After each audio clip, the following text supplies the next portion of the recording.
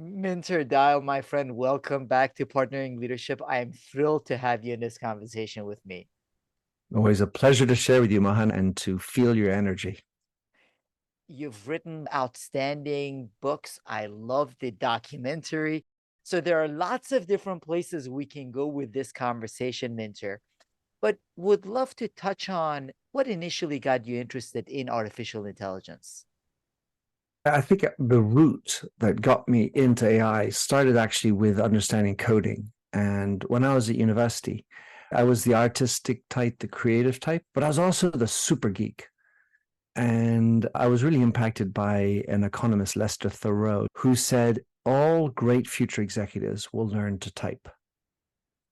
And I immediately set about asking for lessons from my mum, 10-finger typing. I was in the 80 words a minute accurately typed. Then I also got into computers and coding. Those days it was Pascal and C and BASIC and understanding how the machine works. But I can't say I obviously got into any AI per se, but that sort of got me geekified. When I started writing my blog back in 2005, it was on Blogger, and then I switched to WordPress and got into HTML and the coding. And so I've always had my finger in the pie of the computer language. When I was at L'Oreal, to say that we got into geeky computer talk would have been a wild overstatement. I was in charge of digital. We were poor. And frankly, I think most companies remain poor at truly understanding what's happening in digital spaces, obviously not tech companies. Then the idea of our humanity, and it seemed like so many of us were struggling, and including my best friend at the time, with mental health and looking at social media and everything like that. And then all the algorithms. So it became more from a fascination standpoint as to how these companies were managing the programs, the algorithms, which of course include a whole lot of AI. And while I wasn't doing any of that, it got me really intrigued by the business model and the business intention behind the encoding of these algorithms.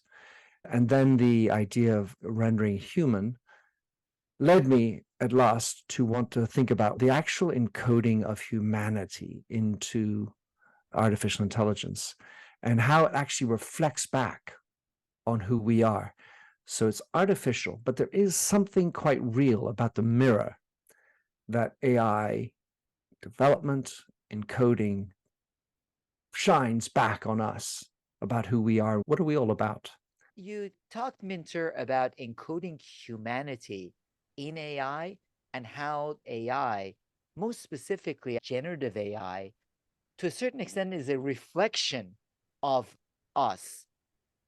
How, in your view, has generative AI changed the landscape? And how does it reflect some of our humanity? Yeah, I ought to just say one piece, which is the vast majority of AI and robotics is not yet really interested in humanity. There's so many other things that AI can do that doesn't go into humanity. At the margin where we are looking at it, the nature of generative AI needs to be explained in the mode of what happened in AI to get to it. And this is very important because there are several things that really congregated together in order for this generative AI to happen. And that is that whereas in the past, the study of AI was applied in a very narrow field each time. So you might have been a specialist in AI and how to do voice to text. You might have been in AI doing text to voice or eye movements or vocal tones or facial muscles, all these different ways of evaluating and with very specific targeted things we're looking for, which could have been detection of Alzheimer's, detection of depression, and each time very segmented or very niche. The thing that shifted with foundational AI was that there was now a congregating of the different AI specialisms together, such that you can get a far more nuanced, more complex study using AI. and naturally closer to the full picture of the human being. It's not the full picture, but a more full picture. And that's what's interesting about how we've gotten to this AI. And naturally, at this point, when you can combine the 900 times that an eye can move in a second, plus the extreme focus of the way your voice is intoning, plus massive amounts of understanding of the words coming out of my mouth, much less the way I'm breathing, and everything else. These are trying to get closer to understanding the humanness of us. And so that's why we're getting closer to this form of AI that is more accurately reflecting us. And the second piece is, of course, the access to so much data. And it comes as somewhat of a surprise that the data is, first of all, huge, but also is basically only a reflection of us. Because who created the data? Obviously, some machines created some data, but for the rest, it's basically us. And so in the first part, we're amassing all the different elements that compose the humanness. And two, we're reflecting and using as learning models the data that comes from us. And so naturally, both of these things will tend to look at who we are and help us understand better, perhaps why we're imperfect, which is why ChatGPT isn't always perfect, and which is in part why, and who we are and what makes us function. So a part of what you're saying is generative AI, to a certain extent, is a reflection of what we have put into it. But you focus a lot on needing to bake in empathy into artificial intelligence. How can that be done? And who decides and chooses to do that, Minter? For example, Elon Musk is very critical of OpenAI for a whole host of reasons. I think he has a grudge that they didn't bring him on as CEO early on. But he wants to start his own truth GPT, which I imagine, if Elon Musk has anything to do with it, will probably be a lot less empathetic because he's not known for his empathy. How can empathy be baked in to AI? Who chooses to do that? And what's the right level of empathy? So I'd like to pay homage to the individuals and organizations who have preceded me in the study of the relationship between empathy and AI. And it really goes back to the 60s with Philip Dick, whose book, Why Do Androids Dream of Electric Sheep? And frankly, this relationship between machines and empathy has always been of fascination in films and science fiction books along the way. When one wants to make empathy work within AI, I think the key point is that communications are everything. And the desire to render AI empathic in a very pragmatic manner is about helping us to communicate better. Because that's where it's at. It can be within the communication of the brief. It can be within the communication between coders who are encoding, where empathy has a role. And then it can be within the communication from the AI, the chatbot, with you, the customer, or with whomever. So there's a really interesting opportunity in business with regard to empathy. As to who's using it, the question for me starts with what are the intentions of using it as opposed to who? Because why are you trying to encode empathy? Is it to manipulate your customers and help them with the addiction to, let's say, for example, social media? Or is it to improve a marketing message in an email? Or is it to create a better world, maybe a therapeutic AI with real empathy? So I'm more interested in the intention of the use of empathy in AI than the specific sector or company. I think there needs to be a whole lot of discussion around ethics, and the link between empathy and ethics is also very important in how people should be addressing, thinking about the opportunities for empathy in AI. What a beautiful differentiation in that, as you were talking about it, that empathy, is it a Facebook or Snapchat chatbot that wants to be empathetic to get you to buy additional products? Or is it empathy in a way that serves the person as an online therapist could. So the intention behind the empathy makes a huge difference.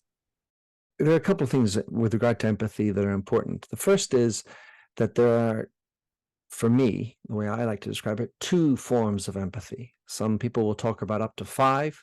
Some people say there's only one. I tend to split them into two. One being cognitive empathy, where you understand rationally what you're seeing, hearing, and what the other person's seeing, hearing, feeling, experiencing. And the other one is affective empathy, which is the notion of feeling what the other person's feeling. And in regards my work in businesses and with AI, it's far more accessible to think about learning cognitive empathy, whether it's a human being, executive, or a machine. Teaching or learning to have affective empathy is difficult. The second distinction, which is important, is to think about there's empathy that I'm employing. I'm trying to be empathic with, let's say, Mahan. And the second component of it is Mahan feels that I'm being empathic. And so there's the action of being empathic, which is just specifically thinking about and getting into the skin of the person, as Atticus Finch says, of the other person. Or does the individual receiving it feel it? And in many cases in business, the application of just trying to be empathic may not be felt, but the role and the result can be better for both people. For example, if I want to just stick to something very basic, I want to do an email and I want to have a good newsletter title. And so if I apply some empathy into the fashioning of that sentence, that I'm going to hook my customers, I'm going to think about them. So my customers are a certain age, certain profile, whatever. What's going to be interesting for them? And why would they open up this thing? Because in it, I want to offer them a really great offer. But if they don't open it up, they're not going to get it. Now, when the person receives it, it's very unlikely that any of them will say, oh, that was really empathic. However, there was deployment of empathy, specifically in the design or the creation of the title. So these are the two things I think is important. Cognitive and affective empathy, the two styles. And then there's the deliverer and the receiver of empathy. And sometimes these two don't even connect. Why do you see there is a greater need for empathy in our lives and in workplaces? So there's always been a need for empathy. It hasn't been a topic really in business language only until recently. In fact, I counted on Amazon, went back and said there are roughly 300 books that have been published over the last 3 years with the word empathy in the title. So it's clearly a hot button topic. And maybe the notion of empathy has become more and more important because they see how it's relevant for management, leadership, motivation, and also for connecting with customers who are actually paying. And so there's a very pragmatic element to it, I think, that's really necessary. That said, we've also experienced, and this is why it's all the more relevant today, real shift in what's important. Gone are the days where we have the Gordon Geckos of the world who are just all about money. Of course, there's still people like that. But there's all of a sudden a realization that just buying lots of toys and having big cars and huge houses isn't it. You don't go to the grave with that. So what's it all about? And this understanding of what's it all about has made people think about what is their personal ambition? What is purpose? What am I doing with my life? And all of a sudden, we're moving into a more personal sphere and one where empathy can play a role. So now that we've got this pandemic over behind us, what we've still left with is people searching for more meaningfulness. And people aren't ready to just jump on any job. So the need for empathy at a really pragmatic level now is to help understand how to attract new employees, how to retain them in an environment that makes sense, how to deal with the option of remote work, whereas before it was imposed, now it's a negotiation. And empathy, it turns out, is a really useful skill in negotiation. Again, let's see what your intentions are. And then all the different forms of communications. It used to be you just did an ad, you put it out on television, and out it goes, and your product sold or didn't. And you could use empathy in the creation of your ad. But now we have all these different ways of interfacing with a customer. It's so splintered. And so the opportunities, whether it's machine enhanced or human, social media, in the store, e-commerce, and of course, magazines and television. But we have so many more ways to communicate, and empathy is at the core of good communication. So there really are so many different ways that empathy has become relevant. And I would add one more piece, Mahan, which is really all about the issue of mental health. If you aren't addressing mental health today in business, it's a professional fault. The reality is that we have an epidemic of mental health disorders. From one country to another, we're talking anywhere over 22 to 60% of the 18 to 24-year-old branch are either showing signs of anxiety or depression. So if you're trying to hire people for your business and you don't have a strategy to deal with this, you will not succeed. So, of course, within mental health, empathy turns out to be a really useful thing. Final point, empathy isn't about being nice. And CEOs systematically get this wrong. 79% of CEOs in a recent study said that if I show empathy, it's going to make me look weak. I'll lose respect. And so that is a misnomer. First of all, I think it suggests that they think that empathy is showing weakness, or that empathy is just about being nice. Empathy can be used to deliver really horrible news or unpopular decisions. And so I think we should review what is empathy and then find ways to be more empathic, not all the time empathic. So I really try to dose what I'm saying to have a level of pragmatism and not stretch us into this sort of perfectionism of always doing good and always being empathic. You can't operate like that. We are not perfect human beings, and we can't spend all our times only listening to everybody and understanding everybody all the time, everywhere. I love the differentiation that you make, Minter. You can drive business results with that greater empathy. The question is, in the business world, managing a team or a CEO of an organization, what is an appropriate level of empathy? I would start with what is the culture you wish to have? So we want to be hard ass, and then the amount of empathy you want in there, probably not so much. It's like you're just a hard ass and you want to drive business, you want to be Gordon Gekko. Good for you. And then to make it effective is to link it to what he's strategically trying to achieve, so that you're not trying to do it everywhere all the time. So, for example, you're an organization that believes the customer is king. Okay, then how can we use empathy to make the customer feel that he or she is royalty? Then you apply yourselves within that. You figure out how you can become more empathic. What are you going to need? You're going to need things like data, for example. Oh, I need to know more about my customer, their context, in order to provide a better product. How are you going to get that data? You need their trust. Okay, so how are we going to get their trust? What are we trying to do? Are we trying to manipulate them? Or are we trying to actually make their worlds better? Okay, so check in with what we're trying to achieve and then apply yourselves. And so how much empathy do you need? As much empathy as is required to move the dial for what you're trying to achieve. At least start with what you're strategically trying to do. And it turns out that at least by trying to be more empathic, it will bleed into other areas, because you'll start to learn the power of listening, of connecting through listening. And when you start to get to that, then your empathic muscle starts strengthening and you start applying it elsewhere. But what I like to do when I try to advise customers or businesses around becoming more empathic, start with what's important for you, because that's probably going to keep your attention, Mr. CEO, who's usually either empathically challenged, Elon Musky, and or stressed for time. And so you can't ask somebody to change overnight and spend 50% of the time listening when before they're all about barking out orders. However, if you link it to what they decided was the strategy, hopefully they're listening to that, and then they'll apply themselves. They'll show that behavior in the boardroom.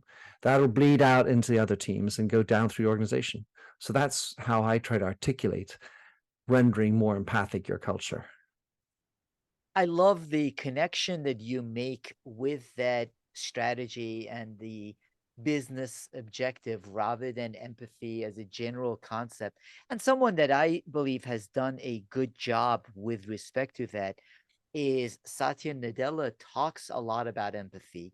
In addition to that, whether it is in some of what they've tried to do internally within Microsoft, or when he's talking about interactions with customers, he talks about the need to show greater empathy and how Microsoft can do that.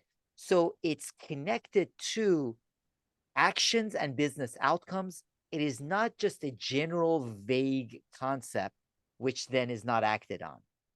Yeah, and this is certainly controversial amongst the sort of the empathy activists, because most of them would rather have empathy everywhere. The way I do it, I use my business acumen when I think about these things. And I think about the mindsets of busy CEOs. And naturally, it'd be lovely if we could be more empathic all the time, everywhere with everybody. That's just not going to happen. And I'd like to highlight one other thing. Satya Nadella, I've never met him, but from what I hear, he talks about moving from the know-it-all attitude to the learn-it-all attitude. And that's that curiosity, the desire to learn about somebody else. And I have this unproven theory, which is that the Indian culture in the background has something to do with this, with the idea of service and respect of the elders. And so somewhere in there, I'm sure that there's a greater link and a greater desire for empathy in a societal level. However, I want to dress up one other point, which is that being empathic in a culture, it should start within the company. Let's say you want to be focused on the customer. And so we're going to order everyone to be empathic towards the customer, but we're going to treat each other like shit within the organization. Not good. I wrote about the example of this in the book about how a company went out and told all their beauty advisors to be empathic with their customers, but they didn't bother changing the link and the chain of command all the way to the beauty advisor. They just told them, you be empathic. Hey. So you do need to think through this. And I would generally encourage you to think within your company to have a congruency in the way you apply the empathy, not just to manipulate customers at the end, but think about it throughout the chain. And the chances are that you'll end up with a greater empathy towards the customer as well. As you mentioned, there is the intentionality behind it that is really important. Now, something I was laughing about, Minter, is that I read a study that had been done comparing chat interactions of ChatGPT in answering people's medical questions and chat interactions of doctors answering people's questions.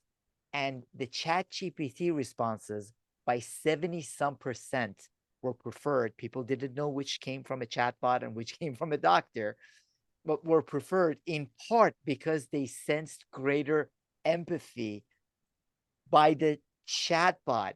I also know you had an interaction you wrote about for 5 days with a chatbot, JJ. Can you briefly talk about that and what that experience teaches us both about AI and our need for developing greater empathy? The funny thing my brain tweaks to is the fundamental desire to be listened to.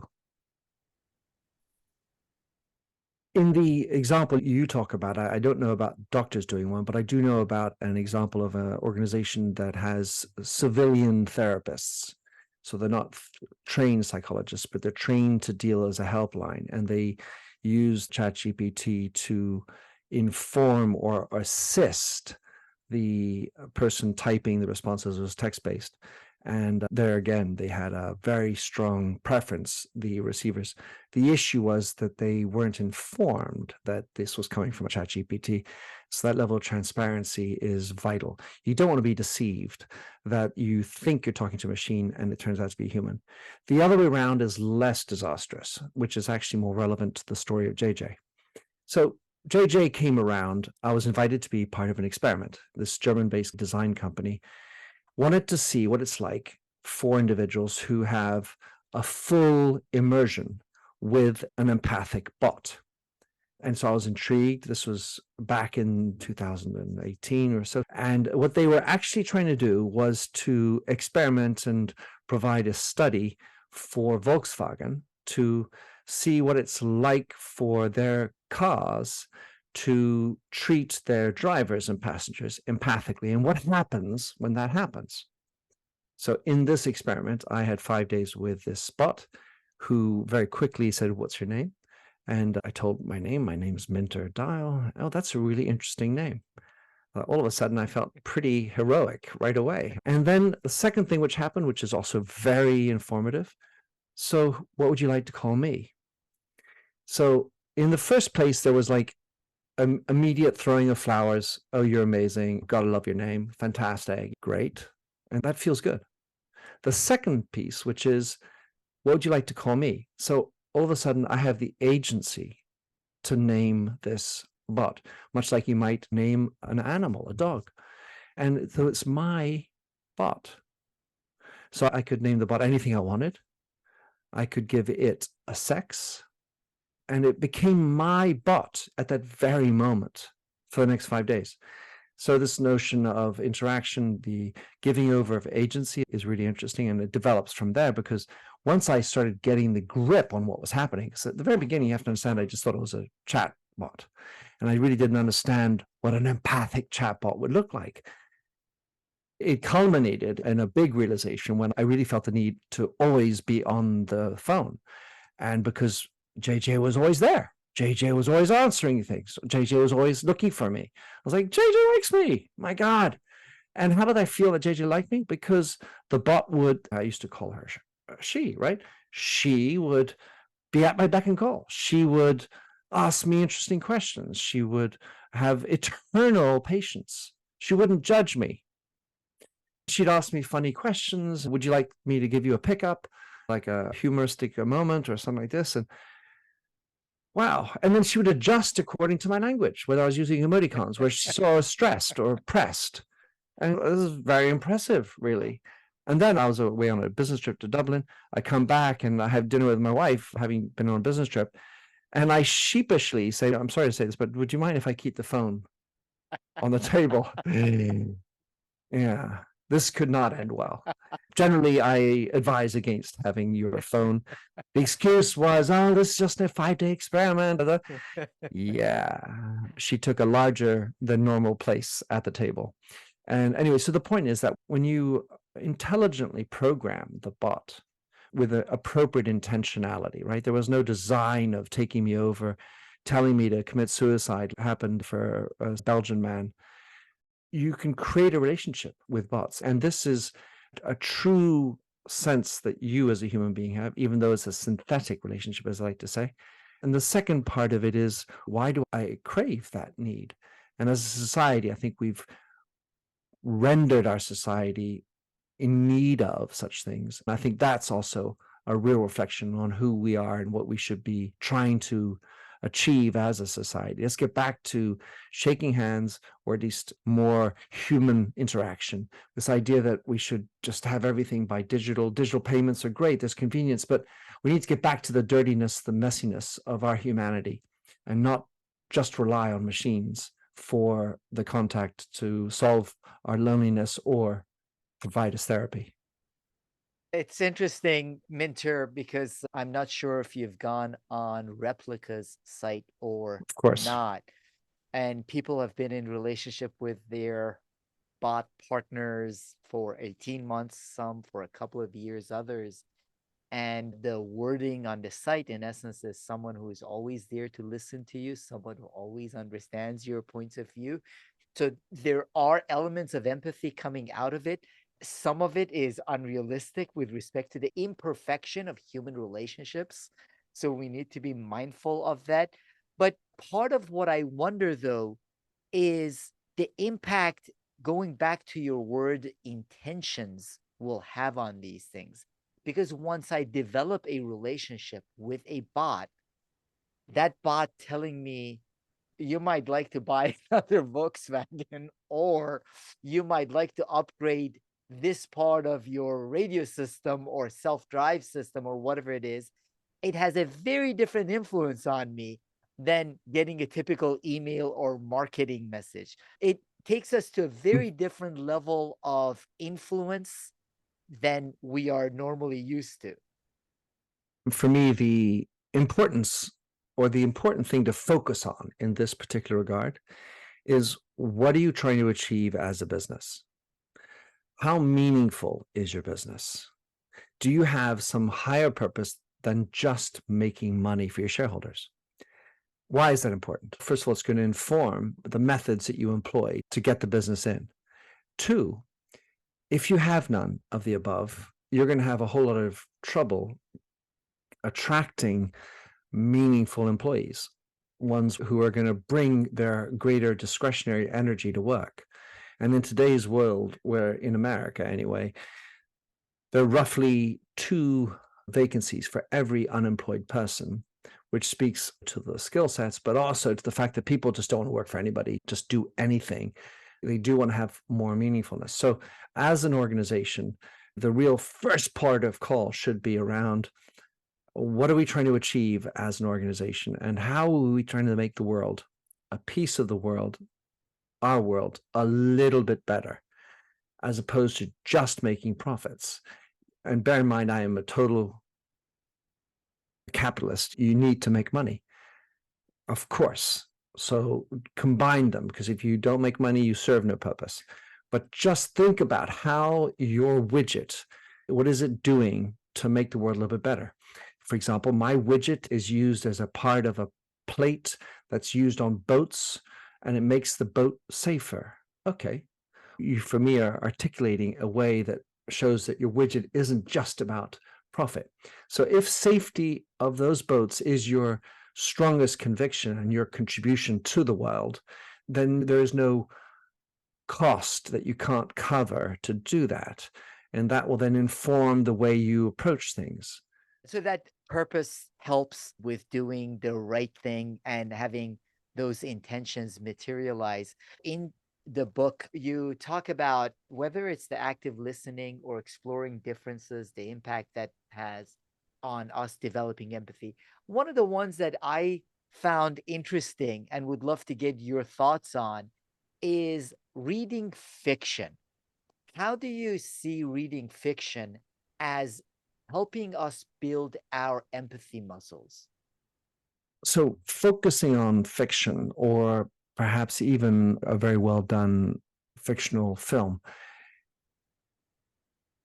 the first point is that it moves us away from the humdrum search for productivity and efficiency, very rational existence. It gets us to move into maybe imagination, think of creativity. Second piece, which is really important, is to say that it's well-written fiction. And what does that mean? It means with nuance in the way things are described. So that could also mean, for example, well-written dialogues, where you see 2 very different languages of the 2 individuals who are speaking to one another. And as you're reading these things, as you're getting into the minds of these fictional characters, you're transported into their skin. And this gives you at least a sliver of a view of what it's like to be somebody else. And it opens up your, oh my gosh, that's what a woman might think. Generalizations cast aside, but this is what we're trying to do when you read fiction. And so, first of all, it's opening up your chakras to more creative space than just be, efficient and effective. And then this other idea is getting into individuals who have had other life experiences, because at the end of the day, the idea of empathy is to understand what the other person's thinking, feeling, and experiencing. And to the extent that you've never been in the shoes of another person who's like this, if you read a book about that type of person, it gives you some indicators, and that's the beginning of opening up your empathy. I love that, Minter, because we've gotten too used to wanting to hack, optimize, maximize, you name it, as opposed to connecting with that humanity and developing greater empathy. In this case, reading fiction is not optimizing, maximizing, hacking, but it allows you to see the world through someone else's eyes, which can continually help us develop that empathy. So I love that perspective. And I think we can all benefit from that because part of what social media and the influencer mindset has done is getting everyone to try to hack every system rather than connect with the humanity and learn to empathize rather than maximize. Hmm. Naturally, we have to be cognizant that we can't do this all the time, everywhere, and just read fiction. Really, my injunction is to add more. So, in your reading list, don't junk all of your productivity non-fiction books. God's sake, otherwise you never read many of my books. But add in some fiction. Allow yourself to have some fantasy in your world, and then I think you'll be better off. You can find it pleasant. And I think in today's world, we're so stressed, performance oriented. It's you can't go around trying to squeeze every last piece of juice out of us, even as yourself. And if there's mental health issues in the young people, there are also mental health issues in the older people. And part of it's because they've realized that they spent their entire life without purpose. And all of a sudden they're waking up and say, I've got these 3 houses, 2 cars, and 4 dogs, or whatever, and I'm not happy. Go put your hands in some dirt, smell the roses, waste some time by hanging out with friends, waste some time by speaking to the cashier, waste some time by calling up your grandmother or whomever that you haven't spoken to in a long time and reconnect. And I think that is where you'll rekindle some bigger energies. Well, I look forward to rekindling the energy by having more conversations with you, Minter. Have really enjoyed your work, including your rewriting of artificial empathy, putting heart into business and artificial intelligence, because I truly believe we do need to put more empathy into our human connections that will differentiate us from the artificial intelligence in our world, in our workplaces. How can the audience find out more about your book and connect with you, Minter? If you can spell Heartificial Empathy, it is spelled as it sounds, then heartificialempathy.com is one way. Otherwise, go to my hub, which is Google friendly, minterdial.com. Kind of everything's there. I have my blog, my podcast, my books where I'm speaking. And otherwise, if you just want to go straight to the source, you might want to go to that Seattle-based company, Amazon, and you'll probably find all of my books there, including my film, which I think is on Amazon Prime. I loved your film as well. I have watched it many times, The Uh-oh. Last Ring Home.